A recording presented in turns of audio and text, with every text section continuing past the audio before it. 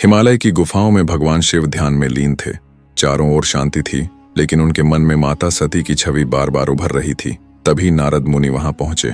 नारद मुनि, महादेव, पृथ्वी पर हलचल मची है। राजा दक्ष ने महायज्ञ आयोजित किया है, लेकिन उसमें आपको आमंत्रित नहीं किया। माता सती वहां जाने की इच्छा रखती हैं।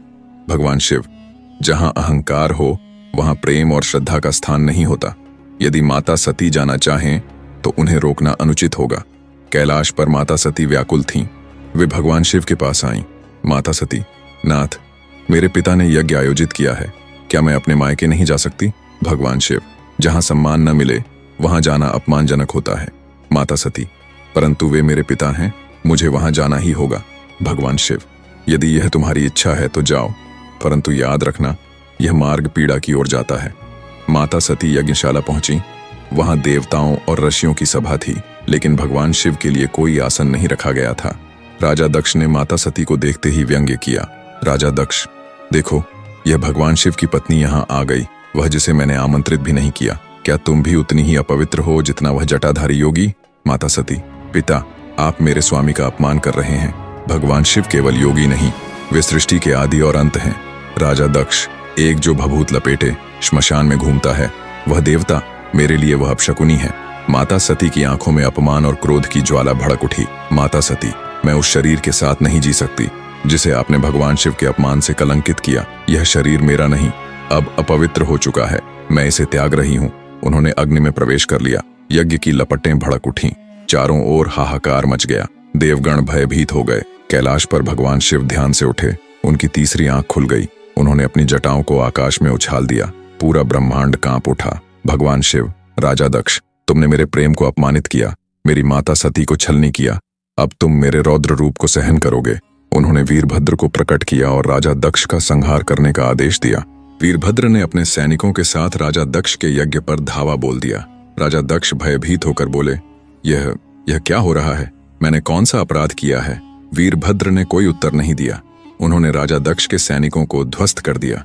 देवगण असहाय थे। यज्ञशाला नष्ट हो गई। अंततः वीरभद्र ने राजा दक्ष का सिर धड़ से अलग कर दिया। यज्ञ की ज्वालाएं ठंडी पड़ गईं। सभी देवता भगवान शिव से क्षमा याचना करने कैलाश पहुंचे। ब्रह्मा, महादेव, क्रोध को त्याग दीजिए, सृष्टि का संतुलन आपके शांति में ही है। भगवान शिव ने आंखें मूंदी। उनका क्रोध शांत हुआ, लेकिन उनका हृदय अब भी विरह से भरा था। उन्होंने राजा दक्ष को जीवन दान दिया, लेकिन उसे बकरे का सिर दे दिया ताकि वह अपने अहंकार को सदा याद रखे। हजारों वर्ष बीत गए। हिमालय पर एक सुंदर कन्या ने जन्म लिया। वह स्वयं माता शक्ति थीं, जिन्होंने माता पार्वती के रूप में जन्म लिया था।